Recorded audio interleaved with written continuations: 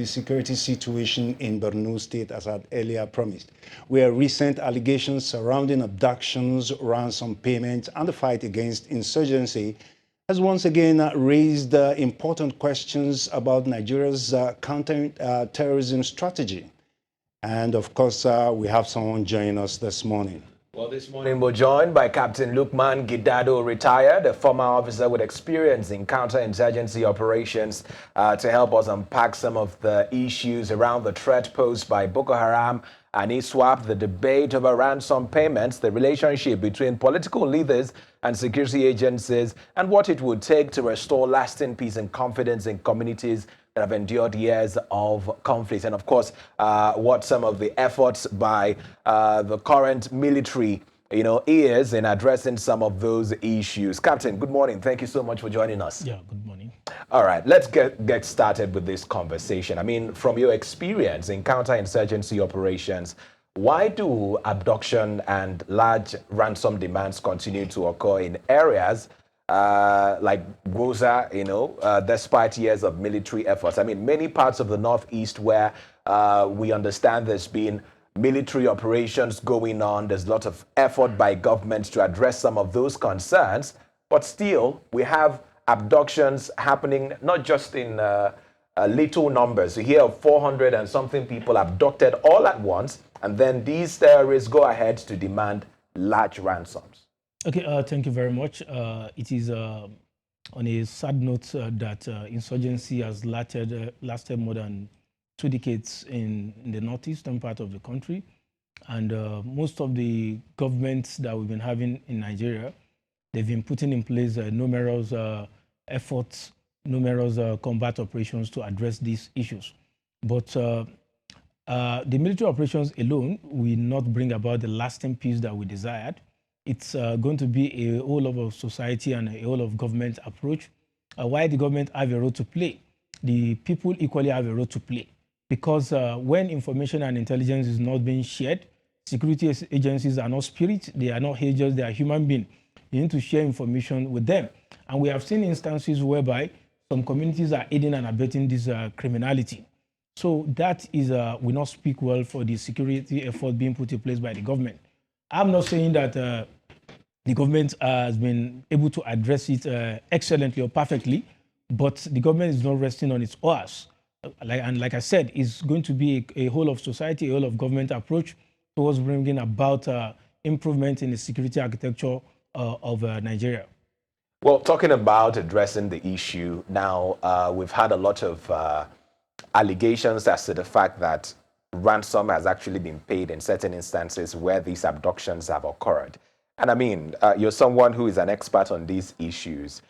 From the way and manner that we see these abductions happen, and then sometimes the military, our security forces are able to secure the release of some of these victims.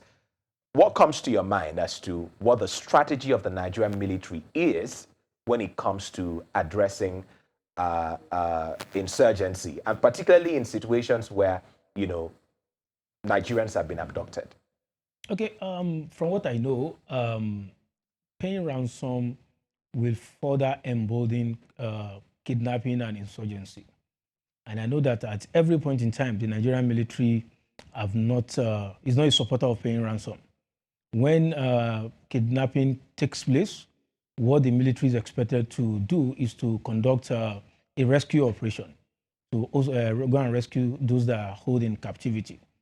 But we've equally seen in some other areas whereby ransom has been paid. Some public officials even encouraging ransom to be paid. And that is why we've not been able to nip the insurgency, kidnapping, banditry in the bud. For the military, you made mention of Gwoza. I've been privileged to serve in Gwoza. I was there for about 3 years or thereabout. I served in Gwoza. And I understand the security peculiarity of that general area, not only in Gwoza, but across Borno State and other parts of the northeastern part of the country. And part of the problem that I feel needs to be further addressed is that I made mention of communities sharing information with the military. Let me take you back a bit. Just about 2 months ago, there was and here strike that was conducted by the Nigerian Air Force in a market called Jili Market.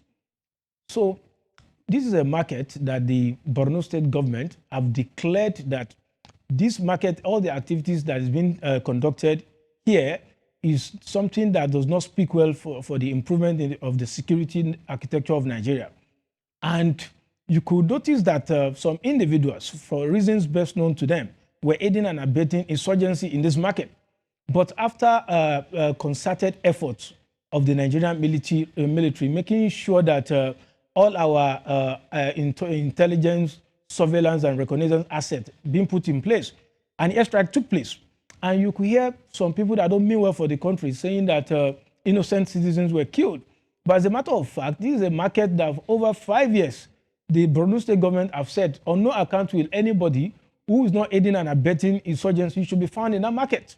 So I can tell you for a fact that while the military is doing its best towards addressing the issue of insurgency, some people, for reasons best known to them that don't mean well for the country, are equally hating these people. Many people have been arrested in an attempt to go and provide logistics for these people in the bush. And they are inhabitants of this state. So people are hating and abetting them. And if this continues, we are in an asymmetrical warfare. And in an asymmetrical warfare, which is what is bedeviling Nigeria and other parts of crisis-ridden states, your enemy might be living close to you. And it will be extremely difficult for you to ascertain your enemy. This now speaks volume of why you need the people's support. People must see that, no, we must put all hands on deck. We must support the security agencies towards nipping this in the bud so that peace-loving Nigerians can carry out their activities without itches. But in a situation whereby people keep aiding and abetting, and we keep blaming the military, we keep blaming the government, we keep blaming the police, we will not get to the desired destination, desired Nigeria, and we want for all our sundry. So I want to call on everybody that while the military is doing their best, the people, they equally have a very, very important and significant role to play by providing intelligence. Areas that have been declared that on no account will anybody should be seen conducting any form of transaction there, like an example of the Jili market. Why will people go and be conducting transaction there? And it is on a good note that the military was able to do the needful by taking them out. So, and like I said, the military operation alone cannot bring an end to the issue of insurgency. We are looking at it from a narrow angle of what is internal security if we are focusing on only the military operation. The other angle is the human security, which borders on the economic security, social security, political security. Some people feel they've been marginalized.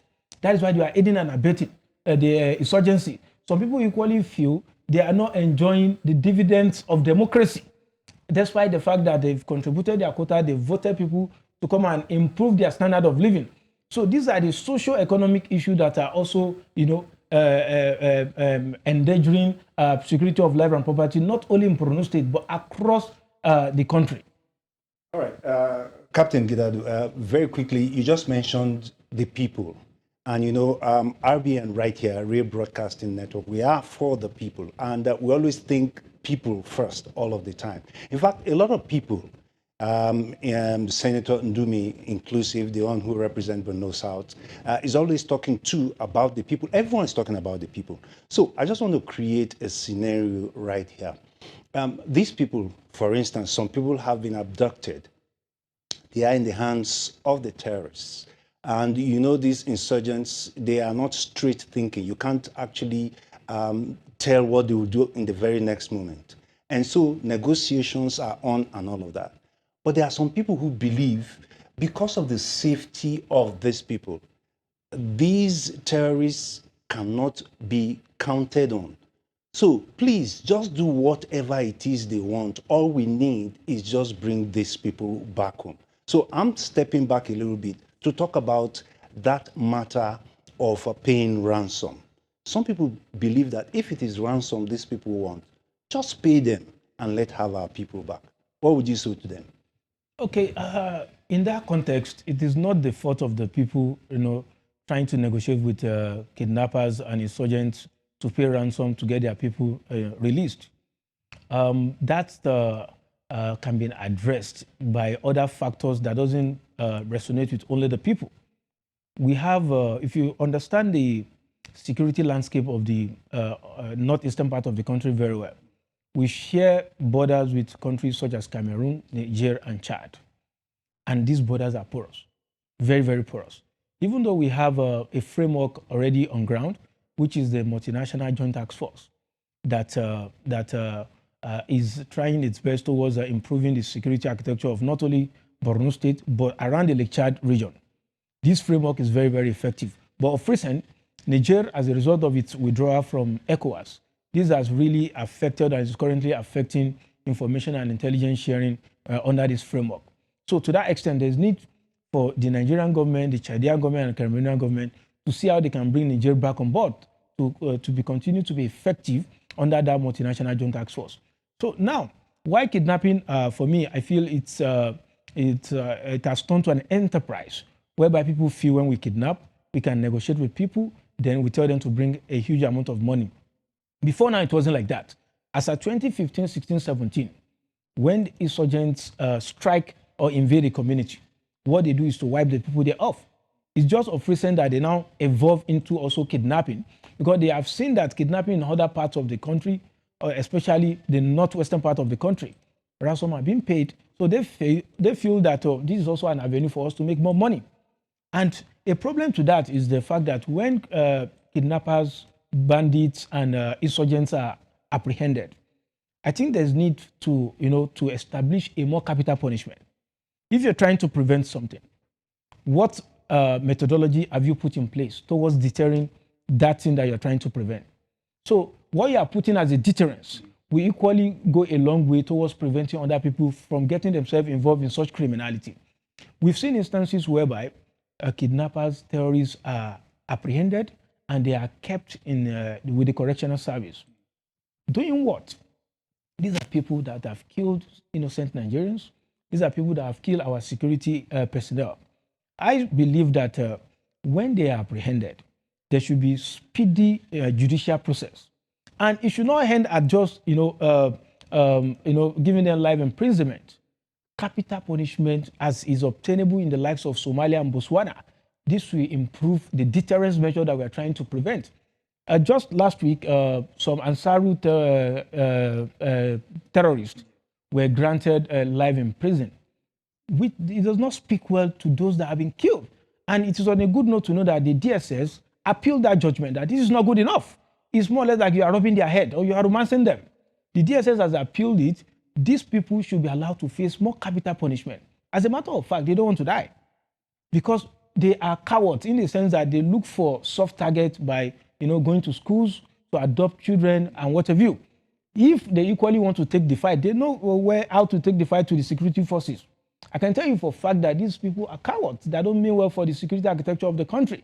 So while we are saying that the people equally have a role to play, I think our judicial process equally needs a very, very comprehensive reform.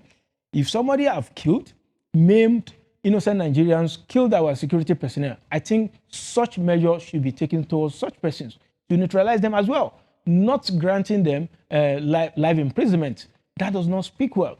If you have you've been killed by sword, I think you've killed people by sword. You should equally be killed by sword. That is my own take, because I believe that if that is done, it will serve as a very, very strong deterrence towards other people that have the tendency of involving in kidnapping for ransom to get into such a criminality. All right, let's talk about some of the recent developments that is unfolding in Borno State. A certain Smaila Kagaima, who says is the president of the Borno South Youth Alliance, came on national television and made some very serious allegations. First, to the person of the senator representing Borno South, Ali Ndume, and even the governor. Allusions to the fact that they may be complicit in some way as to the activities of these ransom that are being paid to these bandits, to say that, they actually received some of the money and kept it for themselves. And in fact, that they may be behind some of the issues that we're seeing in the Northeast. How does all of this come to you? For me, there's need to make a distinction between allegations and facts. The person you mentioned his name, who level all these allegations is currently being interrogated by the DSS.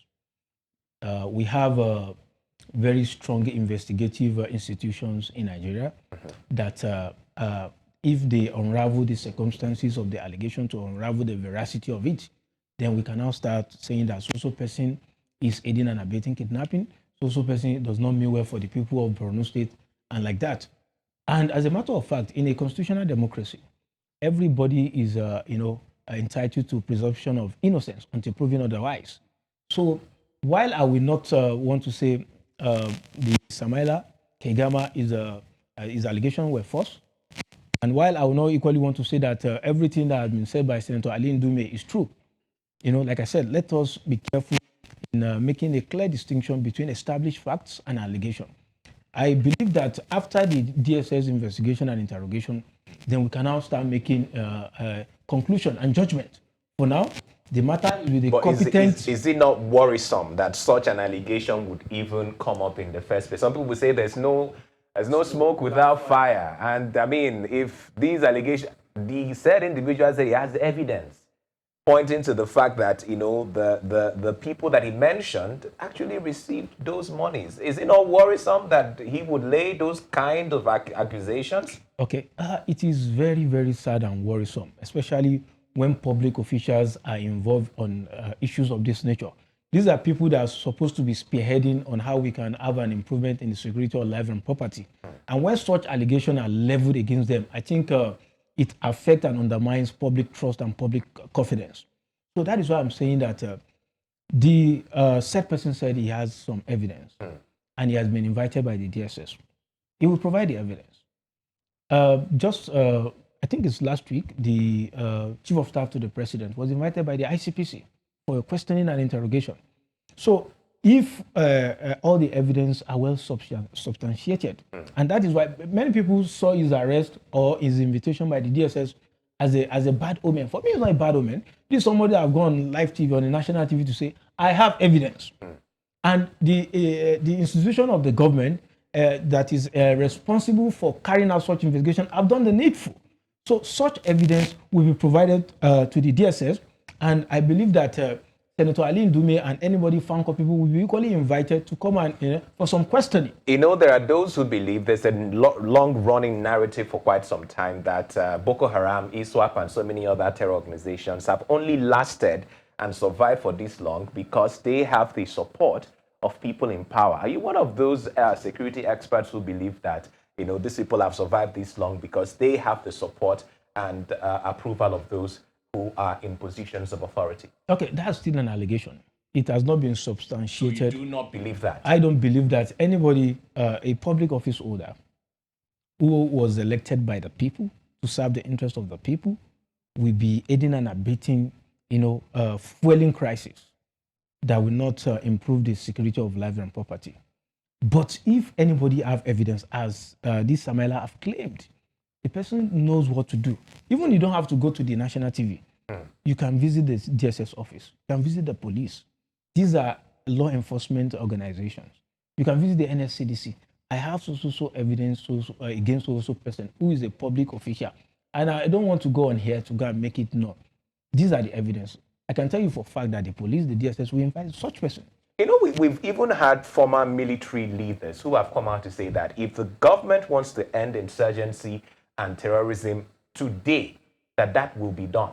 When you hear statements like that, and I think it was even Ali Ndume who said that if the government wants to end insurgency in 6 months, that they can do it.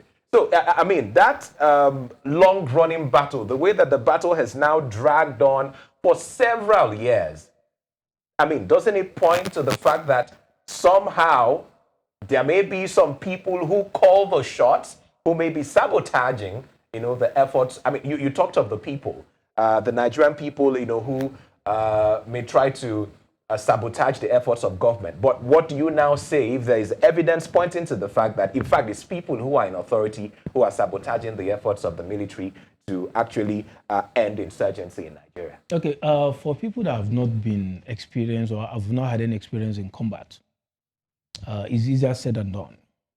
If you know what it takes to engage with the adversaries, I'm not saying the government has been perfect. There are gaps within the security architecture of Nigeria, and I will mention a few of them that needs to be, that needs to be straightened. Firstly, we are all aware of the fact that these insurgents, many a times they operate by using improvised explosive devices. They put it on our roads. Security agents will be unaware, they will match it, and a lot of people will lose their lives. Now, if Nigeria is still operating in such a way that all our theaters of operation, we are using soft skin vehicle, I think at this critical stage of our national development, the government needs to do everything humanly possible to make sure that in all combat areas, we don't use soft skins. What we need is APC, MRAP, armored personnel carrier, and the rest. Because these are, there should be force protection. The soldiers and other security personnel that are making a lot of sacrifices towards, facing and decimating this adversary, they equally need force protection. How can you ensure force protection? Firstly, the first thing that needs to be done, remove all the soft skin vehicle from combat areas. This will further strengthen the fight against the insurgents. And secondly, technology. You've seen in recent time that the Nigerian military has started investing heavily in technology. Drone warfare. During the Ukraine and Russia war, you hardly see people being engaged in physical combat. From this your studio, let's say this your studio is an operations room, they can launch missiles, they can launch drones from here, and it will achieve results. So just last week, Nigerian military have also started investing in that, and you can see the result in the northeastern part of the country. Before now, we are lagging behind in terms of technology, but we're improving, and I want to call that there should be continuous investment in technology. And the United States and Nigeria strategic partnership is equally yielding significant results. The number 2 of ISWAP in the whole world, linked to Al-Qaeda, was decimated. Al-Menoki was decimated in the Lake Chad region. Just last week again, the photographer of the ISWAP terrorist organization was equally decimated. So we are recording some successes, but that's not to say that we've gotten to our desired point. There is still a lot that needs to be done to strengthen the security architecture of curbing insurgency. And in fact, there's still a lot more that we need to unpack with regards to, these critical security issues. But this is the much that time can allow us at this moment. I want to thank you so much, Captain Lukeman Gdad, for coming through at this point. Thank you very much. My pleasure.